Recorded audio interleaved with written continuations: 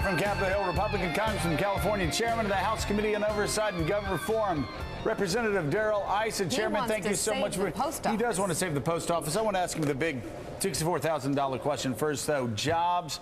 The president's delivering his jobs bill to Capitol Hill today. You're a small business person. How do you create jobs in America? And what has the president sent to Capitol Hill today that you can agree with? Well, certainly, I think that some of the efforts to try to do what we didn't do in the stimulus, which is to deal with some of our crumbling infrastructure, needs to be looked at seriously. But I think on a bigger note, government needs to realize it's been part of the problem. And as you said, I'm concerned about the post office. It's going to lose $10 billion. A lot of Washingtonian think tanks are saying, well, OK, we'll just do a bailout. We'll just, fudge the figures. And we can't really keep doing that. This is an organization that can be profitable, that can meet all of its responsibilities, but it's going to have to right-size its workforce if it's going to do it. We're not talking about pay cuts, but we are talking about people being retired that are no longer needed because you and I are emailing far more than paper mailing. So how many people are you going to push out, and what impact is that going to have for me to be able to mail a letter to anybody I want to mail a letter to in America? Well, for universal service is part of the mandate, and we think that's extremely important that it be maintained. But there are over 150,000 postal workers who are fully eligible for retirement.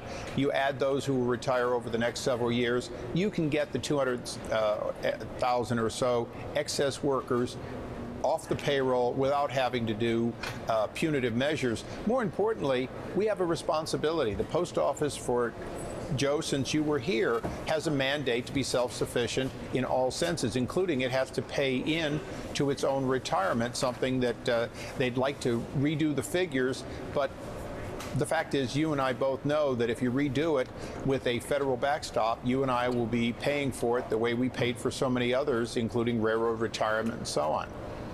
Pulitzer Prize winner John Meacham has a question. We await. Congressman, I suspect there's an argument among some folks about just privatize the whole thing. Is that part of the conversation at all? Well, look, the post office already is a GSE, so to speak. It's a government-sponsored enterprise, but it's one that has a mandate that says, be self-sufficient, meet your own responsibilities, and we'll let you have different formulas than the rest of the government. They have a different formula for their health care and so on. The important thing, though, is they have gone the wrong way. They have gone from having no debt to having $15 billion in debt, which was their debt limit, and $5.5 billion that they can't pay that's due in a few days.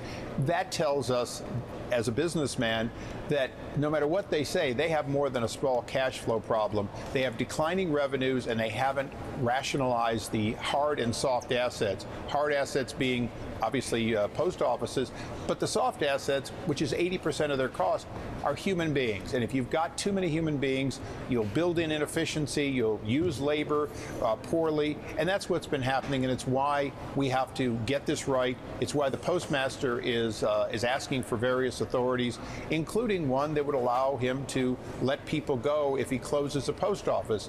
We think that the more proactive thing to do is to find ways to encourage people to retire who are well past retirement age and fully vested.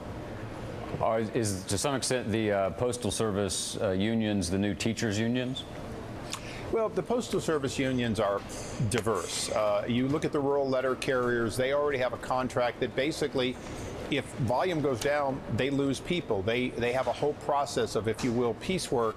Well, some of the other unions have, if you will, no layoff, no reductions, and volume has been shrinking. So I think you have to deal with those individually, and that's for the postmaster to do. What we're looking at doing is giving the authority with a mandate to get to break even or a profit to the postmaster and his governing board.